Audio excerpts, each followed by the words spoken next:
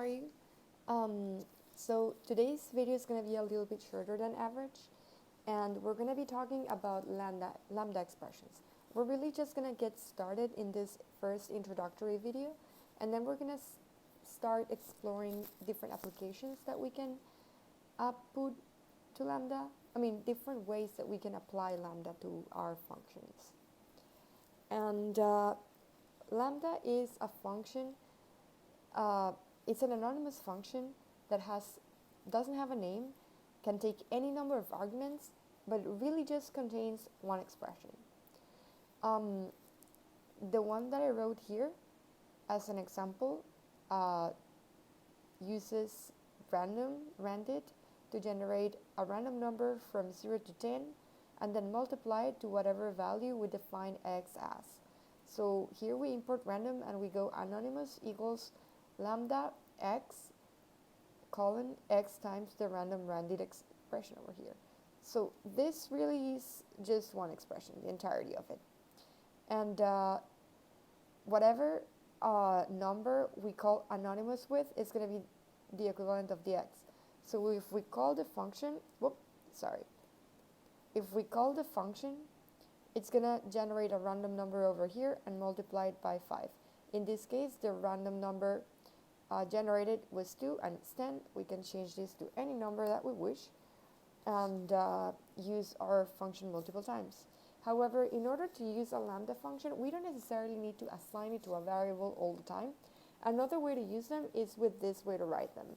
So in here, we're not really assigning the lambda function. We're using the same idea.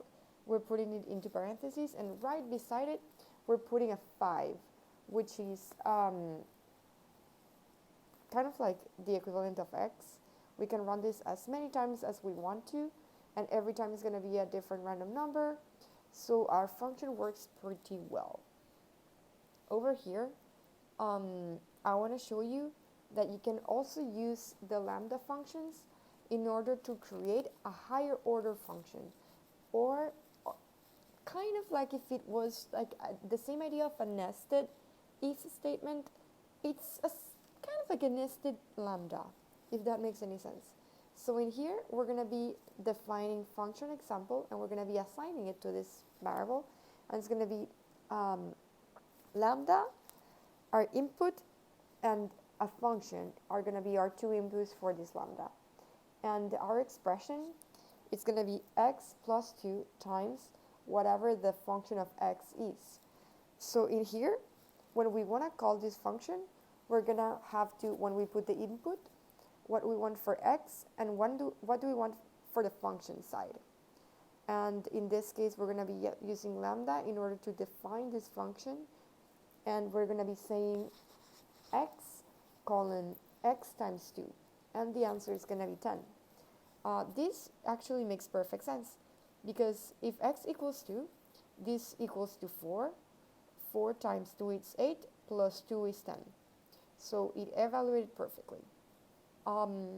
This is all that I have for you in this video, but stay tuned. We're going to be using lambda in filter, map, and we're going to be exploring some other applications that you can be